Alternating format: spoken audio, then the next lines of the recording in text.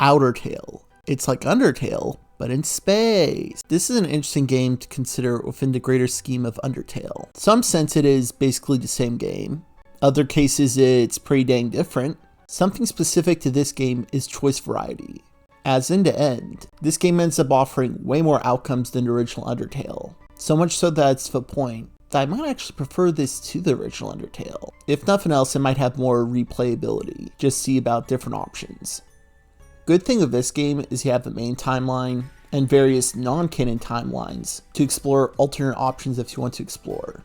As a small example, you could choose to stay back with Toriel into Outlands. This is a fun little example, and one that I thought of within the main Undertale, but it's not exactly a choice they let you explore. Here they do let you explore it, and it's kinda cute. Now as to more extreme examples, looking into the bad routes, it's always curious what it's like to explore an almost genocide route, where if you kill most of the critters, but are shy one or two. In the original Undertale, it doesn't have much effect outside of the ending crawl. If you choose to kill all the monsters except for one into Outlands, you get some drastically different routes. You get Sans trying to shoot Papyrus away. You get Alphys taking preventative measures to try to have you not kill as much. You get whole new bosses with Undying and Mettaton. It's kind of interesting within the game choices. They have no Sans and Asgore fight, which I respect since Sans and Asgore fights are pretty overplayed. I actually think I prefer the dark neutral Undying fight versus her Chaos Route fight. There, the context leading up to it's a little more weird, and it's basically the Undying fight but with less badassery. Here, we get Undying charging in with no speech, just charging in blazing. She still has her helmet on, which is pretty sick, and the music just feels raw and materialistic. It makes you feel like you're facing off against a true warrior.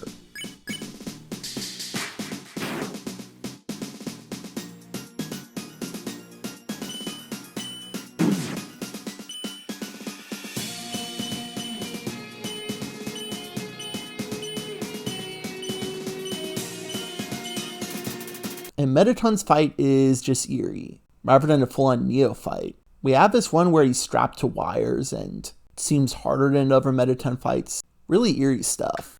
Now getting to the real Chaos route, if you kill everyone into Outlands, which they give a counter for the final four unlike the original Undertale, and then fight Toriel, Twinkly ends up taking Toriel's soul and manifesting himself in real life. It's a really eerie choice, which makes more sense when you consider the true pacifist route. I find this kind of interesting because this basically perverted friendship. Like these two are going around killing people, but they are bonding over it, even showing signs of affection.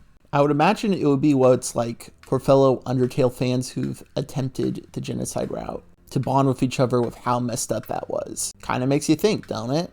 Now something key to this route is that Azrael is taking the mercy button, so it is impossible to spare, but you have to get creative. Basically, what you have to do is with specific key players, you have to get creative to get certain people to spare themselves. Papyrus, Muffet, and a Mad Dummy, you have to get them to spare themselves on their own, which would become relevant for the end of the game. Basically what happens is the ship is about to crash, and somehow all these guys spared are the key to make sure the ship doesn't crash, and Azrael and Frisk end up not exploding their spaceship. I think this is kind of cool. Like in the original Undertale, we're used to the genocide route, which is totally unforgiving and makes it no mercy if you kill everyone. Here they're like, okay buddy, somehow your hand is forced to this route. Let's try to make the best of it, okay? I don't know, I kind of respect it. I will say the big boss in this route ultimately ends up being Alphys. Yes, Alphys, the nerdy one. Somehow she ends up being the ultimate boss who is somehow harder than Sans, I think. This teleporting soul mechanic's definitely weird to use. Honestly, I kind of respect this game for gassing up this nerdy character that people assume is like totally harmless, but hey, she's super scientist, and with super space stuff, might wouldn't she go hard? And Galactomania. Some of the spacey remixes of classic themes I'm a little mixed on. In part because I'm used to Virgil themes, I think it works a lot more here because it kind of changes the tone. Original Megalovania, it's gonna be a cool time.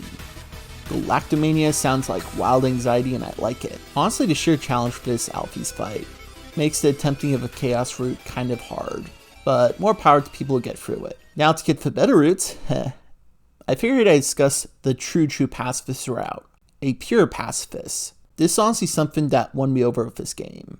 Like I like the original pacifist route in Undertale, good mentality to try not to kill everyone and befriend everyone. But here it takes it a step further. It's not just try not to kill anyone. It's try not to attack anyone. Try not to end conflicts badly. Be as good of an angel as you possibly can. That's a really clever way to take this route. Like the true pacifist route, it still exists. You can still go through that route and get most of the good vibes there. This one though, this one's telling you to think just a little more. Like, what would be the next step? Most everyone has their happily ever after, but Azrael's still self-loathing and Char's still non-existent. It's interesting walking back to Azrael in the typical true pacifist route. In Undertale, you get a bunch of sassy meta comments, with him saying, "Why do you waste your time doing this? Don't you have anything better to do?" With Outertale though, you get a little more of a character, like someone who's genuinely wrapped with remorse and thinks there's no hope for them. Honestly, spoilers ahead, because if any route, this is one that I recommend experiencing on your own. Okay. Getting on this true pacifist, pure pacifist route. First thing to consider is how to get out of the Outlands. This is a key turning point for all the negative routes too. If you do the typical thing of keep sparing Toriel, you somehow end up going to LV1. Now, you ain't doing anything wrong. This is just the one case where you need to think outside the box.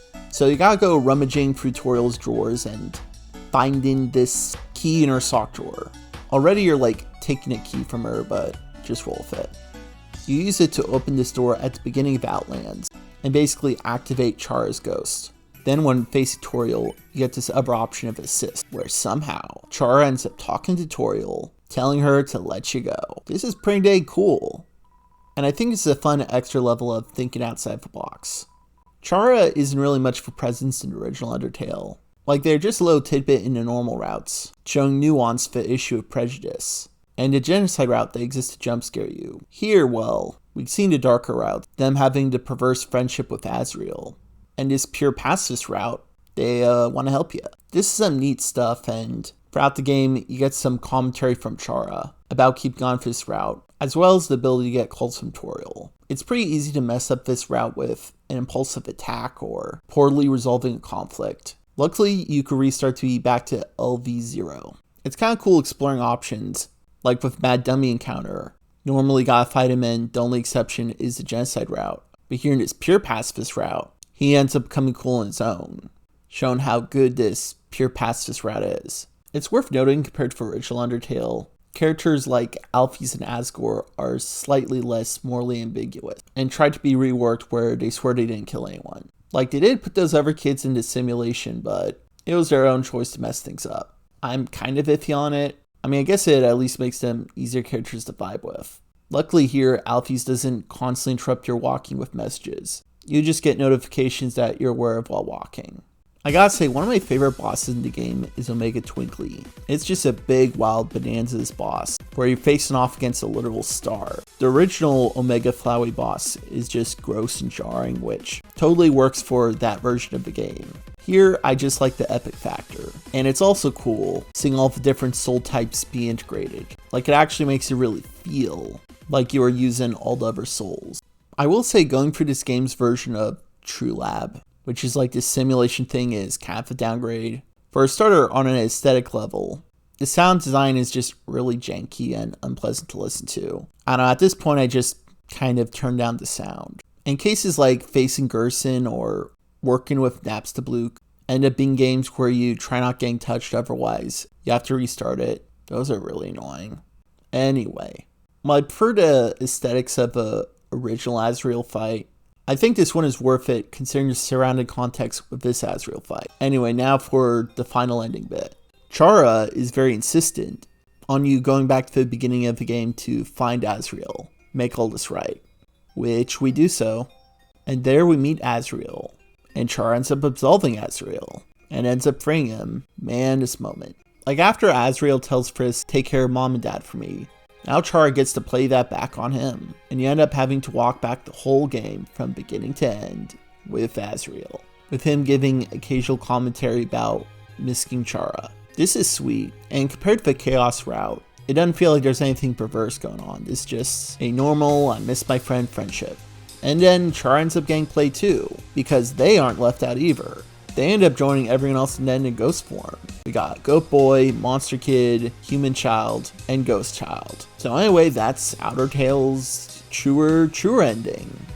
The Pacifist route where I have to try a little bit harder to get a more idealized version of an ending. You know, I like this. With the game about choice, it's kind of nice to be like, can we save the 2 kids that died too? And as I said, there are some parts in the original Undertale I prefer. I just think this game is a strength with how much further you could go with the better ending. I also like a lot of the math puzzles. Put my little math skills to test. Anyway, what do you think of the game? Any preferences you got?